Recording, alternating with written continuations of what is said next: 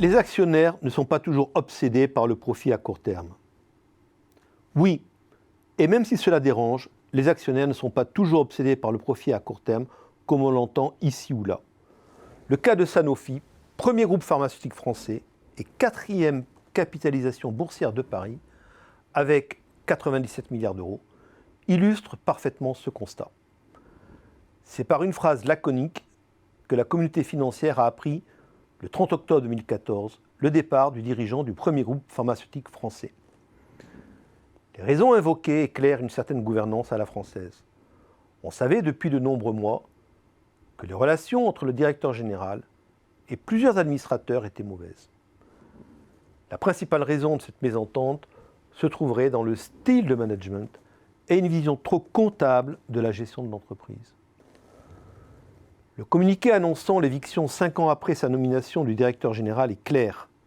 La poursuite du développement du groupe exige un management fédérant plus largement les talents, une focalisation plus grande sur l'exécution et une collaboration étroite et confiante avec le conseil. Pour comprendre cette décision, il faut remonter à l'origine de Sanofi et à sa remarquable réussite, depuis sa création en 1913. À cette époque, Sanofi n'est qu'une start-up d'une dizaine de personnes, solidement adossée à Elf-Aquitaine. Elle est dirigée par Jean-François Dehecq, un ingénieur arts et métiers, qui partage avec le général de Gaulle la volonté de créer des champions français. Bien avant l'idée d'entreprise à mission contenue dans la loi Pacte, Sanofi connaît sa mission, devenir un groupe pharmaceutique mondial au service de la France.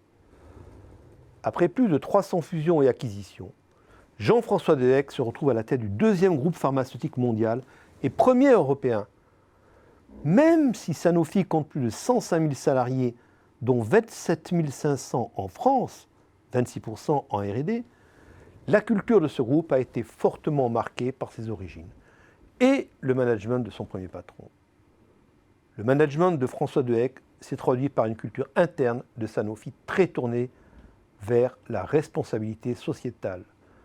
C'est ainsi qu'en 2010, l'entreprise a remporté le prix de la GFI de la gouvernance RSE. À l'opposé de cette vision se trouve le nouveau numéro 1, Christophe Wirparer, de nationalité germano-canadienne et de formation comptable, davantage focalisé sur les performances financières à court terme et les réactions des marchés financiers, et un peu étranger à la culture d'un tel groupe. Pour Christopher Wirparer, la R&D de Sanofi était jugée inefficace, et c'est pourquoi il l'a ouverte sur l'extérieur, à travers de nombreuses acquisitions.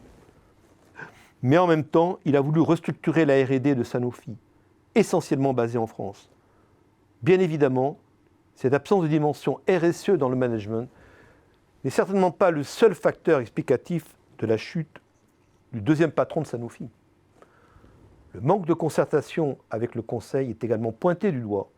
Par exemple, le fait que le Conseil apprenne la fermeture de plusieurs sites de production en France par la presse, afin d'augmenter la rentabilité du groupe. Comme quoi, les dirigeants doivent toujours agir conformément aux attentes des actionnaires qui ne sont pas toujours intéressés que par un résultat à court terme.